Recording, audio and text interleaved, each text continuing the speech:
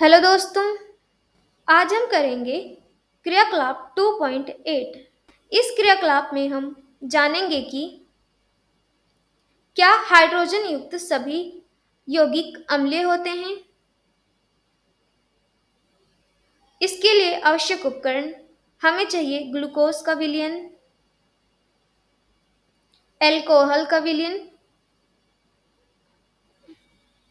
और हाइड्रोक्लोरिक अम्ल का विलयन तथा सल्फ्यूरिक अम्ल का विलयन।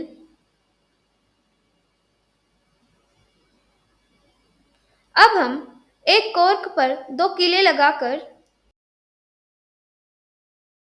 कॉर्क को 100 ml के बीकर में रख देंगे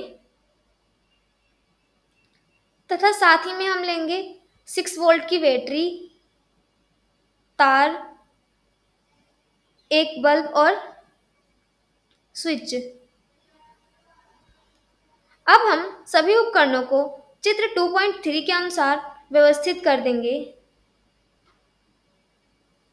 जो इस प्रकार है। चित्र 2.3 के अनुसार हमने लिया है 100 ml का बीकर। इसमें रखा है हमने रबड़ का कॉर्क और कॉर्क में लगाई है हमने दो कीलें।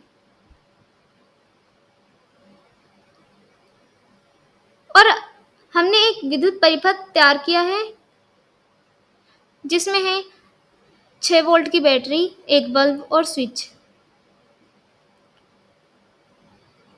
अब हम इस बीकर में डालेंगे तनु हाइड्रोक्लोरिक अम्ल का विलयन।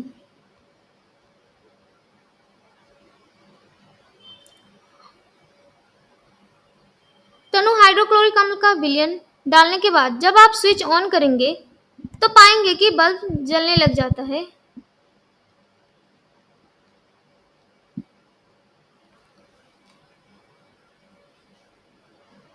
ऐसा इसलिए होता है क्योंकि तनु हाइड्रोक्लोरिक अम्ल जल में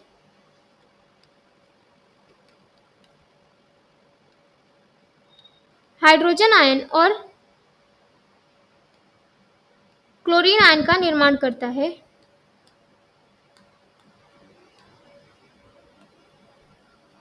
क्योंकि हाइड्रोजन आयन जल में अकेले नहीं रह सकते, इसलिए आगे चलकर हाइड्रोजन आयन जल के अणुओं के साथ अभिक्रिया करके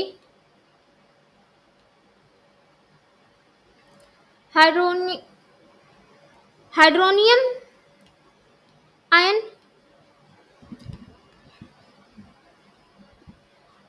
और क्लोरीन आयन का निर्माण करते हैं।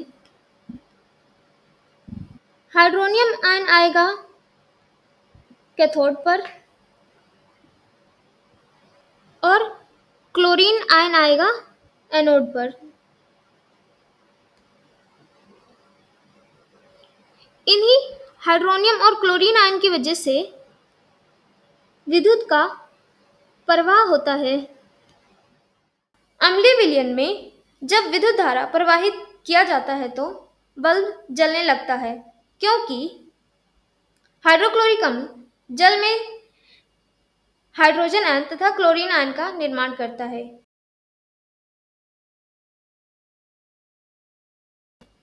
क्योंकि हाइड्रोजन आयन अकेले नहीं रह सकते, इसलिए जल के अणुओं के साथ मिलकर हाइड्रोनियम आयन और क्लोरीन आयन का निर्माण करते हैं।